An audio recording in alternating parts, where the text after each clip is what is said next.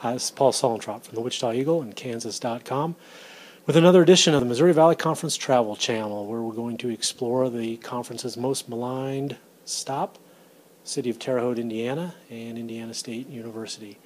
There isn't a joke about traveling the Missouri Valley Conference that doesn't include Terre Haute, so I'm going to try to show you some different sides of this city.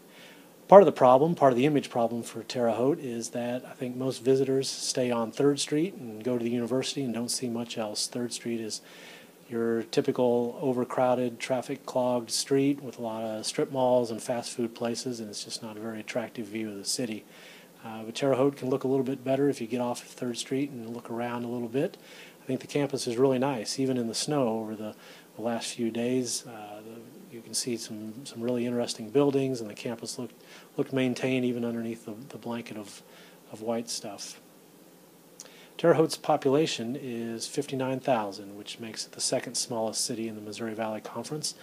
So along with Carbondale, Illinois, it's got the most rural feel to it. Unlike Carbondale, it doesn't appear that it has a big college town feel. Carbondale always feels like they're all in with the Salukis. In Terre Haute, it feels more like it accepts Indiana State, but it isn't going to go a lot farther than that.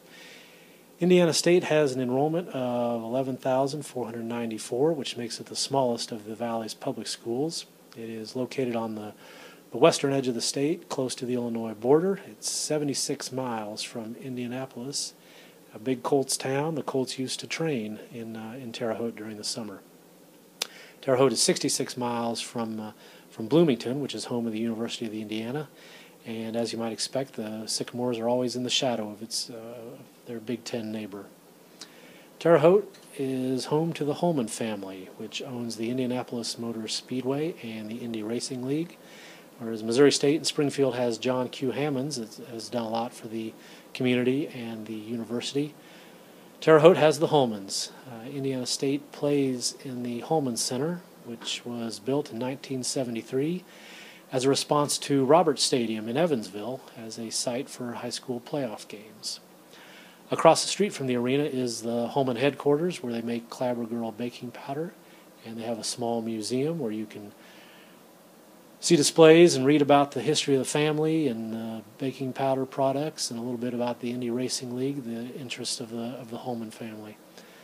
The Holman Center seats 10,200, and it's probably about 2,000 seats too big for a school the size of Indiana State. It's undergone a makeover in recent years, and it's a clean, bright facility. It really looks a lot better than it did a few years ago. And while it doesn't have some of the amenities of a Coke Arena or a JQH Arena, it's a facility that I think is an overall plus for the basketball program.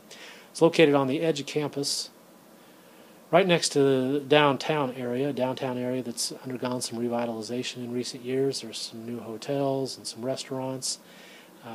Indiana State has a practice facility and field house in a big practice facility on campus in a big field house.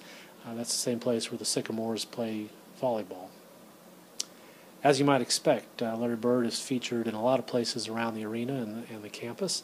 His relationship with the school was strained for many years, from what I understand and from what I've read, but it's much better now. He is featured on the pregame video, exhorting Indiana State fans to get up and cheer.